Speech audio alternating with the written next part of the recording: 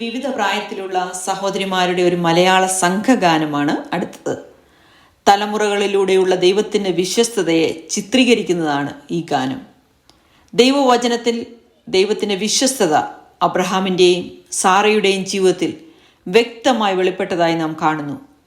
എന്നാൽ ദൈവത്തിൻ്റെ വിശ്വസ്തത അവരിൽ മാത്രം ഒതുങ്ങാതെ കേവലം 4 തലമുറകൾക്കുള്ളിൽ അവരുടെ സന്തതി പരമ്പരയെ ഇസ്രയേൽ എന്ന് വിളിക്കപ്പെടുന്ന ഒരു ജനതയായി രൂപപ്പെടുത്തുന്നു.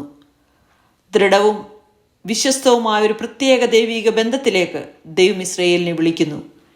എന്നാൽ സാറയോടും തൻ്റെ സന്തതികളോടും മാത്രമല്ല, റൂത്ത്, ഹാഗാർ, എസ്തർ തുടങ്ങിയ അനേകം സ്ത്രീകളോടും ദൈവത്തിൻ്റെ മാറ്റമില്ലാത്ത വിശ്വസ്തത നമുക്ക് കാണുവാൻ കഴിയും. നമ്മുടെ സഭയുടെ ജീവിതത്തിലും അത് തുടർന്നുകൊണ്ടേയിരിക്കുന്നു. ദൈവത്തിൻ്റെ അവർണ്ണനീയ വിശ്വസ്തത ഞങ്ങളിവിടെ സാക്ഷ്യപ്പെടുത്തുകയും ഉറപ്പോടെ ഹൃദയപൂർവ്വം പ്രഖ്യാപിക്കുകയും ചെയ്യുമ്പോൾ ഈ സമൂഹഗാനം ശ്രദ്ധയോടെ കേൾക്കുകയും കാണുകയും ചെയ്യുവാൻ ഞങ്ങൾ നിങ്ങളെ സ്നേഹപൂർവ്വം ആഹ്വാനം ചെയ്യുന്നു.